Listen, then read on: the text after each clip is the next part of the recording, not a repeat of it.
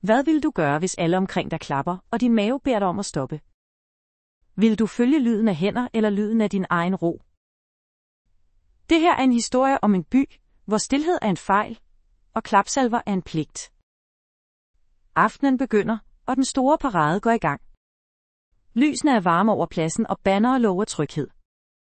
En venlig speaker siger, at harmoni er lykke, og at enhed er kærlighed. Folk retter på hvide masker, som ikke ser farlige ud, men gør ansigter ens. Mængden venter på det første signal, og hænderne er allerede halvt løftet. Midt i den trange luft står Nora. Hun er en rolig kvinde, som arbejder på et kontor og kender rytmen i byen. Hun ved, hvornår man nikker, og hvornår man tier. Hun ved også, hvornår noget føles forkert. Ved kanten af pladsen står Leila. Hun har ingen maske på, og hun holder et lille skilt. På skiltet står der, at uro er et tegn på liv, og at ingen er alene. Nora ser skiltet og mærker et lille skub i brystet. Et ungt barn peger på Leila og spørger sin far, hvad det betyder. Faren stryger barnet over håret og ser væk. Signalet lyder fra scenen. Mængden klapper som en krop. Det er smukt, hvis man ikke spørger for meget. Nora klapper langsomt, og hendes blik glider bagud. Erik kommer gående i et pænt jakkesæt og et mildt smil. Han er Noras chef, og han elsker orden, der ligner omsorg. Han stiller sig ved siden af Leila og taler lavt. Kom med bag scenen, så finder vi en god ramme for din stemme. Leila nikker uden at smile.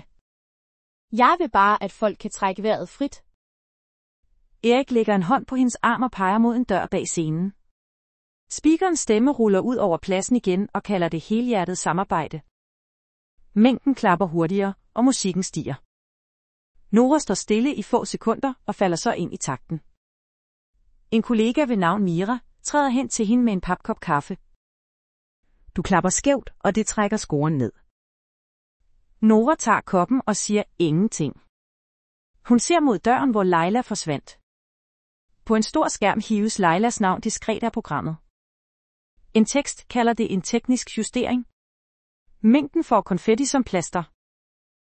Barnet griner, og faren smiler lettet. Nora modtager en besked på sin arbejdstelefon. Beskeden beder rækken om at holde rytmen for helhedens skyld. Mira prikker Nora i albuen og peger på kameraet. Det ser bedre ud, når vi er synkroniseret. Nora nikker og klapper hurtigere. Hun tænker på Leilas håndskrevne bogstaver. Hun tænker på, hvor dyrt fri luft kan være i en tæt by. En ny besked tikker ind med en opgave. Nora skal fjerne en backstage-adgang fra systemet. Navnet er Leila. Opgaven er pakket ind i venlige ord. Der står, at det er for at beskytte den gode stemning. Nora åbner skærmen med en tung finger. Hun ser på knappen, der vil slette passet. Hun trykker ikke. Hun lukker skærmen og lægger telefonen i lommen. Musikken skifter til en hurtig march. Speaker siger, at enhed er styrke, og at tvivl er udmattende. Mængden ler på det rigtige sted. Erik kommer ud fra døren igen. Hans smil er stadig venligt. Alt er i de bedste hænder.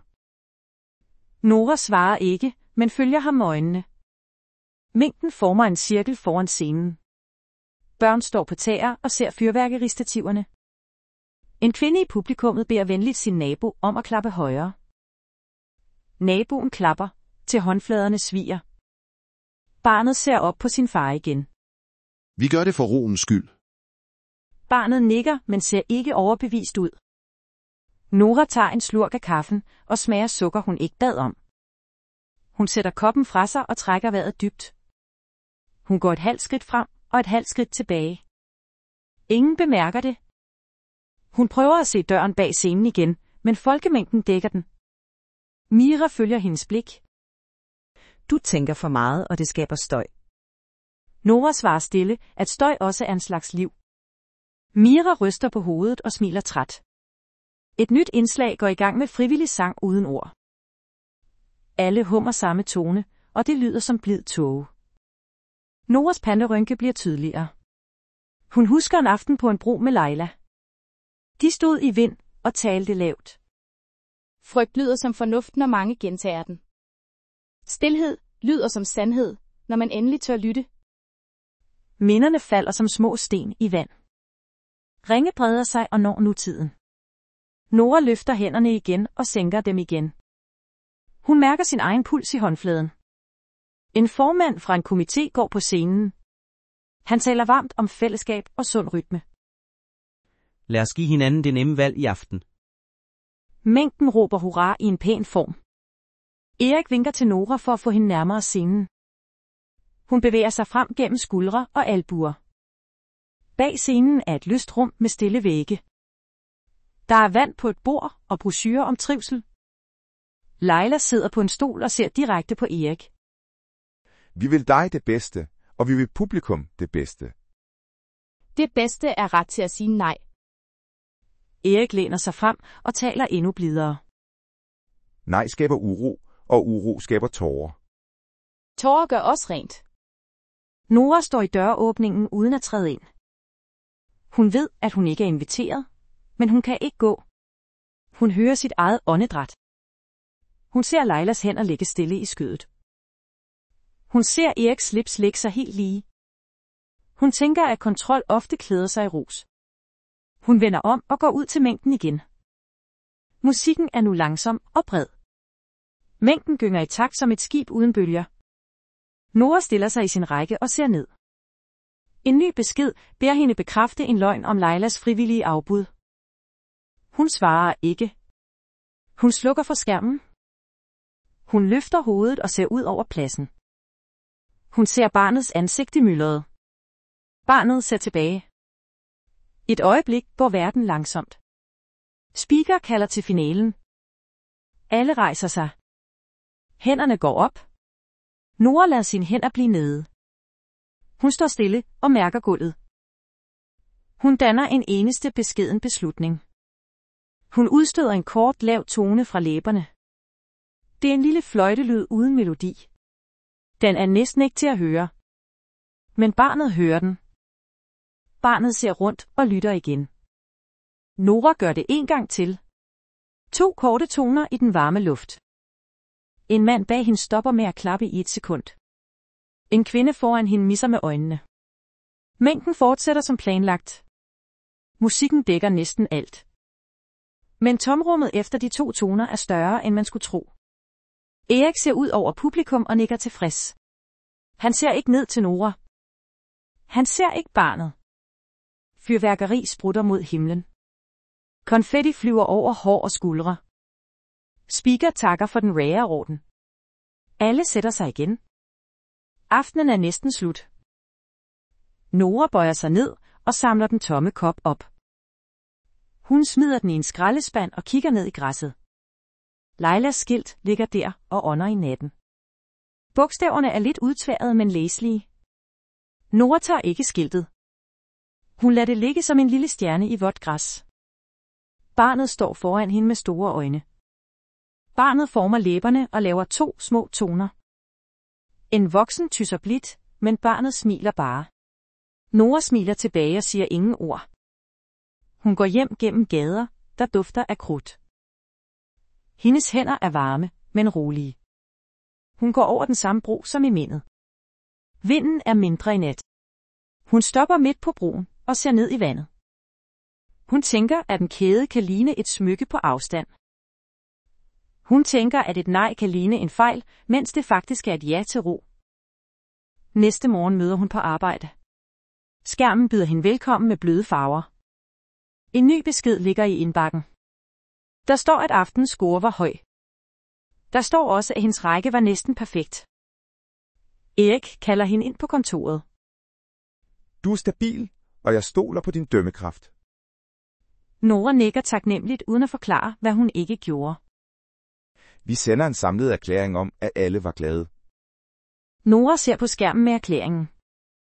Hun trækker vejret ind og ud. Hun læser sætningerne og mærker en skarp kant.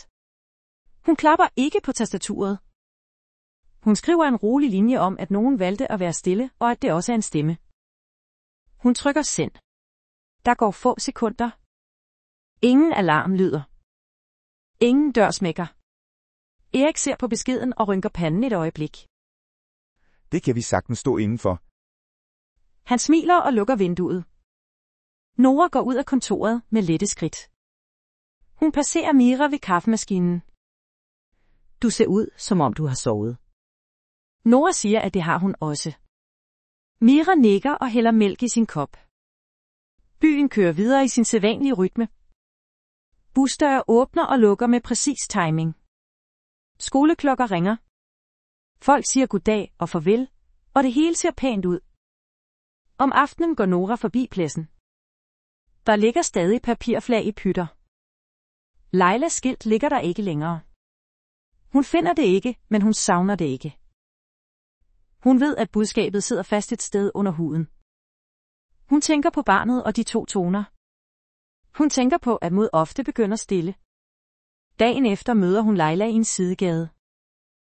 De ser på hinanden uden tale i flere sekunder. Jeg blev ikke lukket ud, men jeg blev heller ikke lukket ind.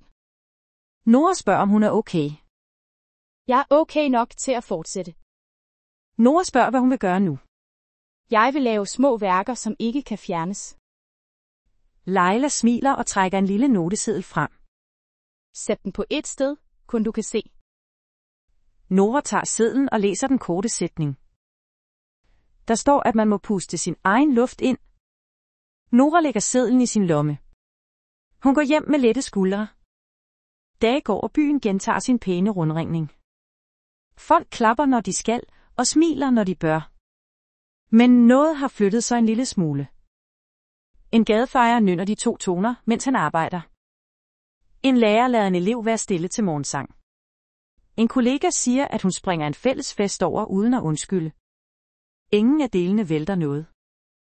Men alt sammen rører lidt ved kanten af kæden. Nora skriver en besked til Mira om en frokostpause uden møder. Mira skriver, at det lyder rart. De spiser i stilhed, og det føles som plads. En uge senere er der igen en samling på pladsen. Denne gang er programmet kortere. Der står, at frivillige kan synge en enkelt melodi, hvis de vil. Ingen bliver inviteret bag scenen. Erik står i siden med et lille blok og markerer tidspunkter. Nora står i udkanten og lytter. Et barn løfter hånden og spørger, om det er i orden at være stille. Det er i orden at være stille, når man vælger det selv. Mængden nikker, som om det altid har været sådan. Aftenen slutter tidligt, og luften føles lidt klarere. Nora går hjem og føler sig almindelig og hel. Hun tænker, at heltemod ofte er småt og kort. Hun tænker, at frygt taber styrke, når den ikke længere lyder som fornuft. Spørgsmålet vender tilbage nu.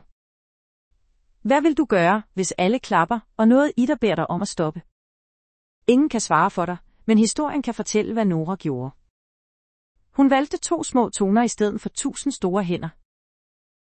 Hun valgte at lade modet være stille, så det kunne vokse. Den enkle lærer i dag er dette. Kæder kan ligne smykker på afstand, men tæt på kan de ikke bøjes til glæde. Mod kan ligne en fejl på afstand, men tæt på er det bare et valg om luft. Den korteste vej frem er ofte stille. En anden måde at sige det på er, at små valg kan skifte hele rummet, når de vælges ærligt. Det var hele historien for i dag. Tak, fordi du lyttede helt til slut. Hvis du kunne lide denne fortælling, så tryk på synes godt om. Abonner gerne på kanalen Guld og Torne. Skriv en kommentar med det øjeblik, hvor du mærkede dig selv mest. Hvis du vil støtte kanalen, så find QR-koden i nederste højre hjørne, eller brug linket i beskrivelsen. I beskrivelsen ligger der også links til andre serier med andre fortællinger. Vi ses i næste afsnit. Pas på din egen tone og giv den plads.